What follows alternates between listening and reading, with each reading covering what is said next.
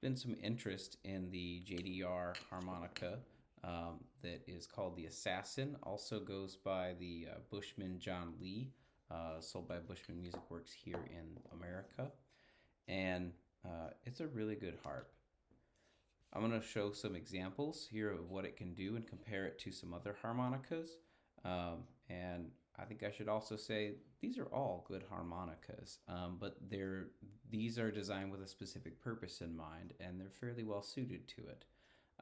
So I'll show you first about, this is my B flat, and it overblows and overdraws very well.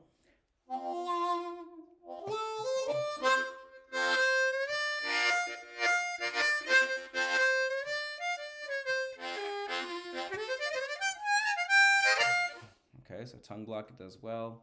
Lip pursed. All right, and the overdraws even are very soft.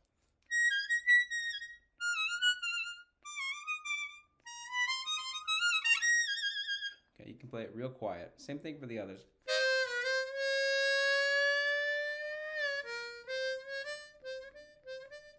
You can play it very quietly. And you can bend them very well. Okay. Also, somebody had mentioned that blow bending on holes 3, 4, and 5 work out pretty well. That's also true.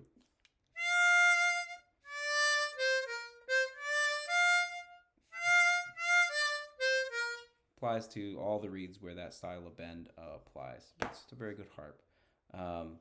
Then on this is the D.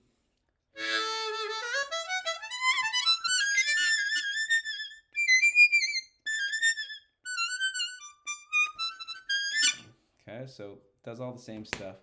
Even on this F sharp.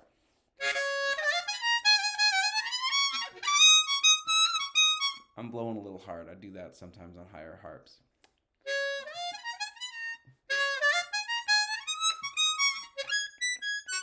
Okay, it overdraws too. I'm not real good at the 10 hole, but that note's honestly higher than I want to hear on a harmonica. And it also works on their lower ones. This is a G.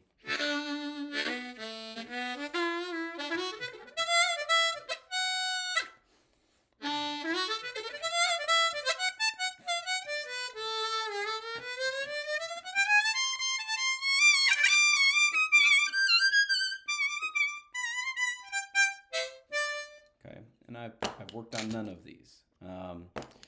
So I was a little unsure. Right? I thought, wow, those harps play so good. I kind of don't believe it. So that's kind of why I haven't said a lot about them, because I thought I want to hear what other people are experiencing before I come out and say how I feel about them. And I think in general, my experience has been validated by others, some to a greater or lesser extent. I have the advantage of being the kind of player for which this harmonica is built. And so I should say, when I compare them to others, they're different, right? This is a Session. Great harp.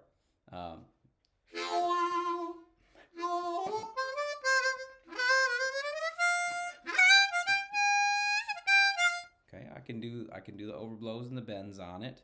When I get to the overdraw territory, that's a little different.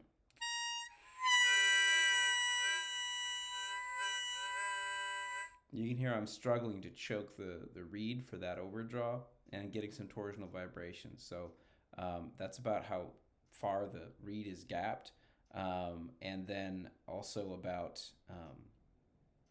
the torsional vibration. So some wax on the rivet or some tape on the reed would help with that a lot, but I just hadn't done it.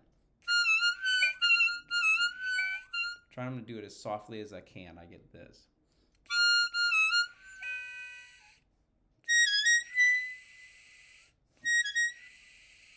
Okay, it just doesn't speak real well.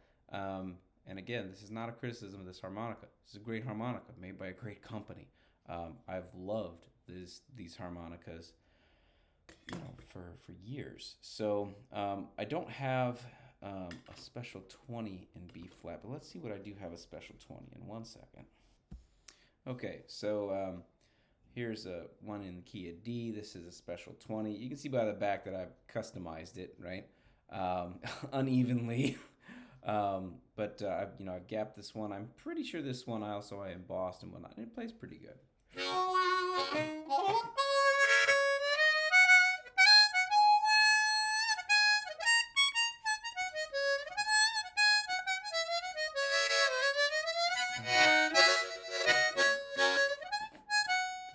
Okay, so now let's get into the overdraw territory.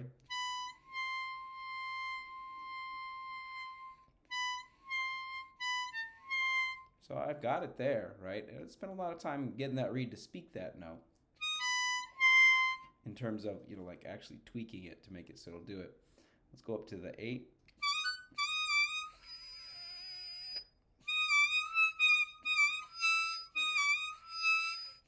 Okay, I'm having to pull a little harder. It's harder to find the sweet spot.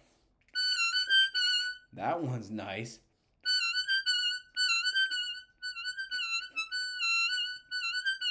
No, I'm feeling hopeful for the 10. Yeah. It needs a little bit of work. So this Big River cover plates, Zajac comb. I flattened it. I have a lot of hours in this thing. I love this. I really like Big River cover plates. They, but I hate the stampings, right? So I ground it off. You can kind of see a little bit what's left there. I just totally ground it off. I heard they were all stainless steel, so I figured it would work. It worked out okay. Probably more work than it was worth, though.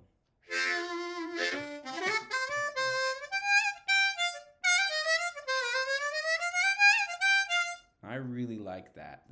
I like that feel, right?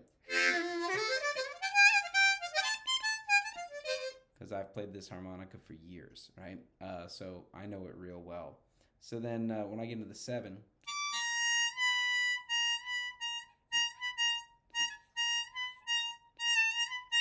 it'll do it. Many hours trying to figure that out. Hours is exaggerating. It probably was like a half hour for that particular reed.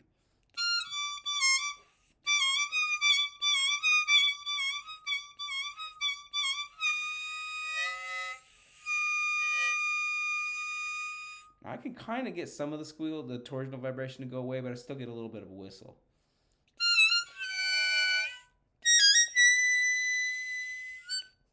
The 10's not bad. Okay, so I could go through this. I think I've got a E stop here. This E stop in A flat.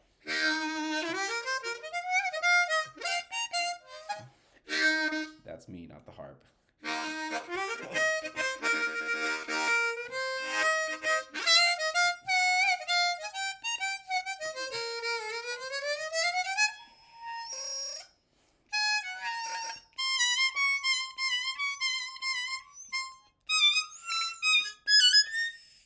All right, so it's a little bit there, not quite there.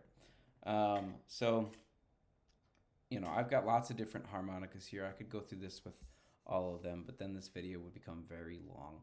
I'm just going to stop here and again say that I'm clearly biased about these harmonicas from JDR. I really like them. I thought the Trochilus was one of the coolest things I'd seen in a while, which is why I got so enthused about it.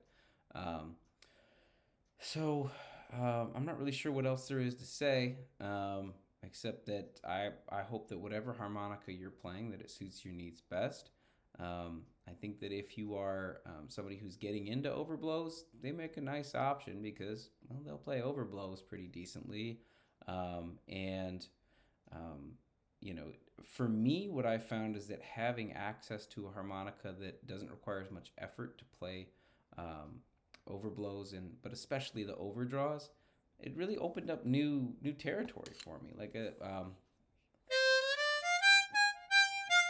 Well, I can now transpose that up to the 7-hole. And these, honestly, it makes me curious. Maybe I should get one of those artisanal customs to see what I can really do. I think that could be interesting. Okay, I hope this is helpful for people out there. If you have questions, I'm happy to answer.